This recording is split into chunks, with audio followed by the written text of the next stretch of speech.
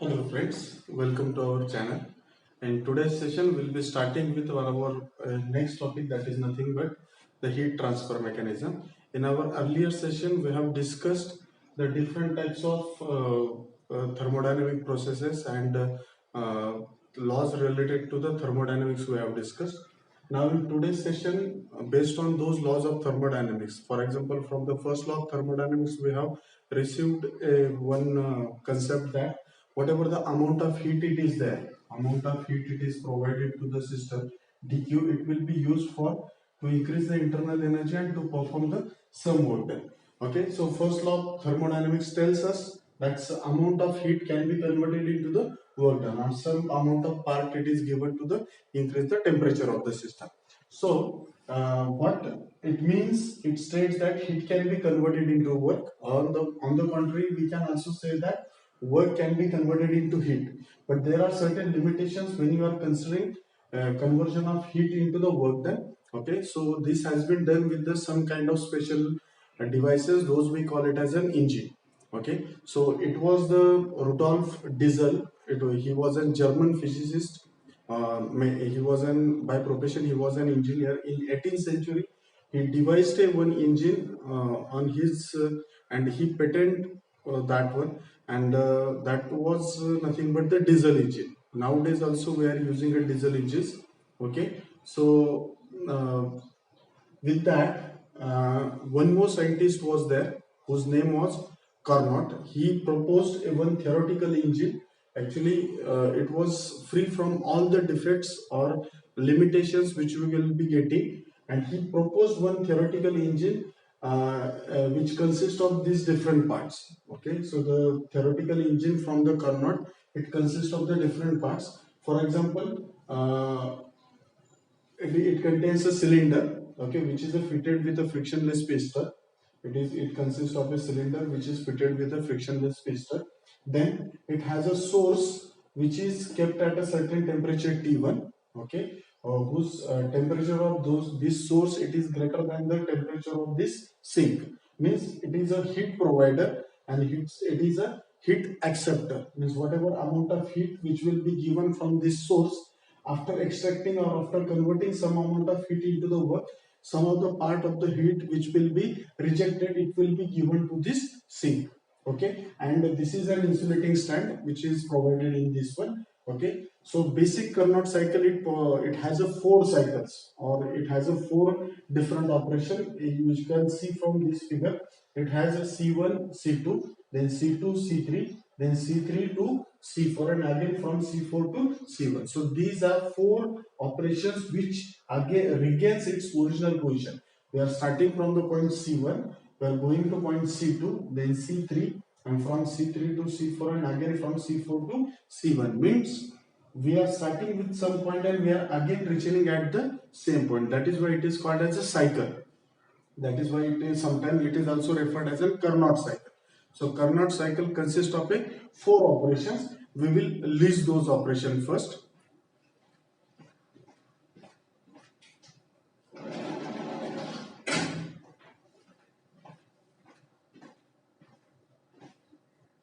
So Carnot cycle consists of 4 operations. First of all, we will list those 4 operations. What are those 4 operations are there? So first operation it is there, that is called as an isothermal expansion. The first operation it is there, reversible isothermal expansion. Reversible isothermal expansion. That is the first operation. This is the first operation. Then which is represented on this graph, it is represented from C1 to C2. Okay, we can say that here C1 to C2. That is the first operation. This is the first operation. Then second operation. In this first operation, what has been done in this first operation? What has been done? Then this cylinder, which consists of a 1 mole of a gas. This cylinder, which consists of a 1 mole of gas, it is taken and it is kept on this source. Okay, now see the lower surface of this cylinder, it is shaded with a black color. What does this black color means? This black color means this surface is conducting. It's a good conductor of heat. It is a good conductor of heat. So whatever the amount of heat it is there from this source, this source upper surface, it is also conducting in nature. So when this cylinder it is kept on this source, this will be in thermal contact with this. As it is at a higher temperature T1, so the gas molecules which are inside this cylinder, it will acquire a temperature T1. Okay, it will acquire a temperature T1. So in isothermal expansion, let us say initially the volume of the gas is P1 V1. As we are providing the heat from the first law of thermodynamics, being an isothermal expansion, we have calculated the work done. Okay, so in this first process, we are getting the work done. Okay, let us say W is the work done which you are getting in the first cycle, that is, let us say W1. So what is that work done which we have calculated? It is nRT log V2 by V1. nRT log ln of V2 by V1. That is the formula which we have derived in our one of the earlier lecture.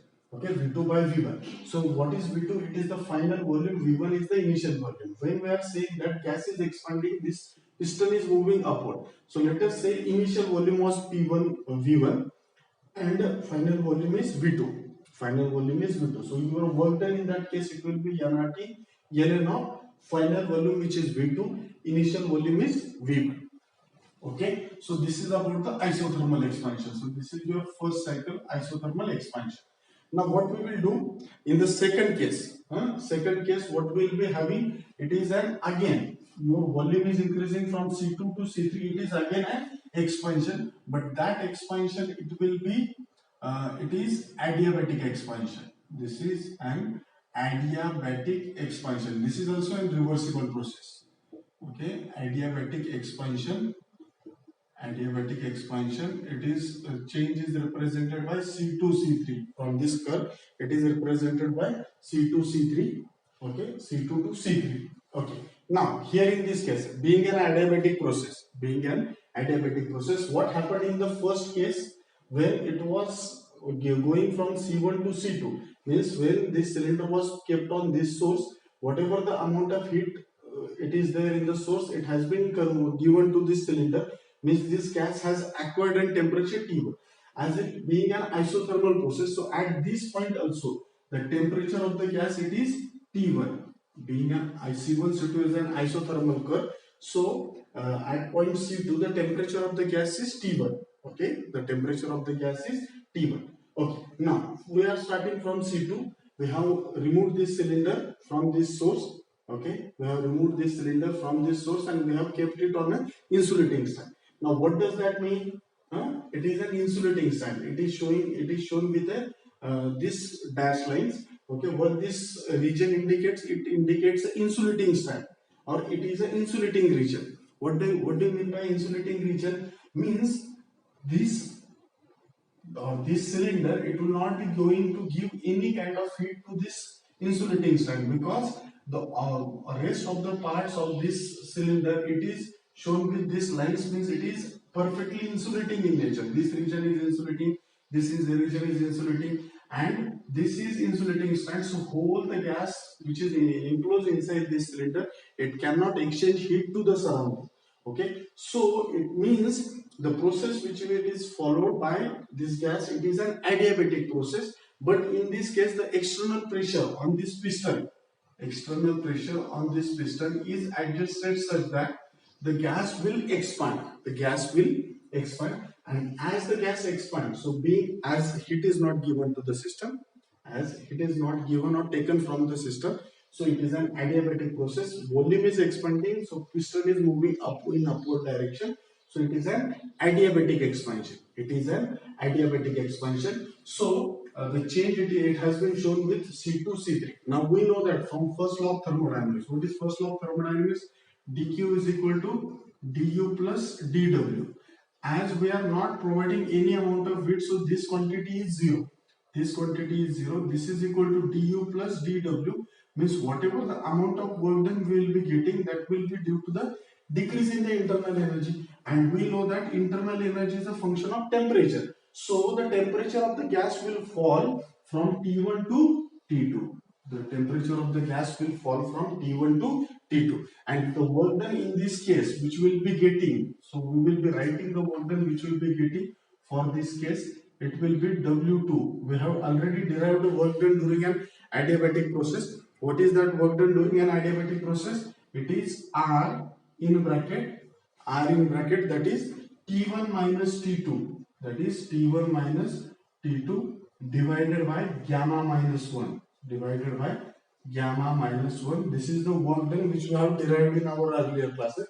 I had given you that time an assignment. It was in terms of P1 V1 and P2 V2. I told you to convert it into, by using the equation PV is equal to, you can convert it into temperature. So this relation which I have given you for an assignment, that we are using over here, RT1 minus T2 divided by gamma minus 1. This is the work done which you are getting in the cycle C2, C3. So now remember, now we are at the point C3 where the pressure is P3, volume is V3 and temperature is T2. Now we will move with the third cycle. Okay, now we'll move in with the third cycle from C3 to C4. Now see, we are moving towards this side, means gas is compressed. Okay, and during that time, what it will be again kept on the, this cylinder. It is moved from this insulating stand. It is kept on the sink. Okay, so when this cylinder, it will be kept on the sink. So this surface of this cylinder sink, it is conducting in nature. Cylinder's lower surface is conducting in nature, means whatever amount of heat it is there, it can, both cylinder and sink can exchange the heat amongst each other. Okay, now we know that the temperature of the sink is lower than the T1 temperature. Okay, so whatever amount of heat it will be there, it will be given to this sink. Okay, so third operation which is there, it is an isothermal compression. It is an isothermal compression. Now next operation is the isothermal compression, and the change, it is represented by the curve C3 C4. The change is represented by the curve C3 C4. Okay, now what will happen when this cylinder is kept on this sink? Okay, both lower surface, this sink's upper surface and this cylinder's lower surface, they are conducting in nature, means they can exchange heat with each other. Okay, as sink is having an infinite thermal capacity, so whatever the T2 is the temperature of sink, the same temperature it will be attained by this cylinder. Okay, so in this process the temperature of the system is constant. That is why it is an isothermal process, and the external pressure on this cylinder piston is adjusted in such a way that, okay, the volume will decrease from V3 to V4, and we know that being an isothermal process, the work done during an isothermal process, it is nothing but nRT ln of V2 by V1, or final volume by divided by initial volume. Here in this case, final volume is V4 divided by initial volume, it is V3. Okay, this will be. In the first case, it was an isothermal expansion. The temperature of the gas was T1, so I will give over here T1, nRT1, ln of V2 by V1. Okay, so that is the work done during the first case. Work done during the third case, C3, C4, we have calculated nRT ln of V4 by V3. Okay, now imagine we are at this point. Okay, C3. Now, what will happen? We'll again remove the cylinder from the sink. Okay, we'll again remove the cylinder from the sink and we will put it on the insulating stand. Now, when this cylinder, it will be kept on this insulating stand, so what will happen? The cylinder's lower surface is conducting, but stand is insulating in nature. So no heat exchange between the gas molecules which are there inside this cylinder and then the surrounding or this insulating stand. Means it is an adiabatic process because heat is not given to the system. So the fourth process it is there, that is adiabatic. And the external pressure is adjusted such that we will move from C3 to C1. It means your volume is going to decrease. So it is again an compression. So it is adiabatic compression, and the change it is represented by the curve C4 C1. Okay, the change is represented by the curve C4 C1, means we are going from this point to this point. Now see, being an isothermal process, whatever was the temperature over here, so the same temperature it will be maintained at this point from C3, C4, because it was an isothermal process. Now as we are again regaining the original position, so in this point the temperature of the gas was T1. So your temperature is going from T2 to T1. So in that case, the work done which will be getting, so that will be W4. The work done it will be W4 R into T1 minus T2. Here in this case we have taken T1 minus T2. So here in this case we have to take T2 minus T1. So that will be R in bracket T2, this T2 minus T1 divided by gamma minus 1. So this will be the work done which we will be getting in the fourth case. Okay. Now what we have to assume is that these are the work done which we have received during these four different processes. Now we have to think about the quantity, because whenever we are using any kind of a machine, we have to think about the one parameter that is called as an efficiency. We have to think about the one parameter it is called as efficiency. Now what is efficiency? Efficiency is means I am providing some amount of heat to the some engine or some device, and I am getting a some amount of work done. Okay, let us say Q is the amount of heat I have provided. Okay, so it is input. This is input heat. Okay, and suppose we are getting a some amount of work done. W is the work done I am getting from this one. So what is this work done W? It is an output. This is an output which I am getting over here. So how will you define an efficiency? Efficiency is nothing but the output divided by input. Efficiency of anything, it will be divided by output. How much work done you are getting? Divided by how much amount of heat you have provided. So it is W by Q. It is nothing but the work done. But suppose let us assume that we had given a Q1 amount of heat. We had given, and let us say as we know that not all the amount of heat it is converted into the work. Some part is lost in the surrounding. So let us say that Q2 is the amount of heat which is given to the sink. Q2 is the amount of heat given to the sink. Okay, so let us say I am writing over here Q2 heat given to the sink. Q2 is the heat given to the sink. Okay, so how much amount of heat is converted into the work done? Then if I am giving a 100 calorie of the work energy or heat, and let us say 40 calories it has been rejected to the sink, means how much amount of calories or heat it is converted into the work done.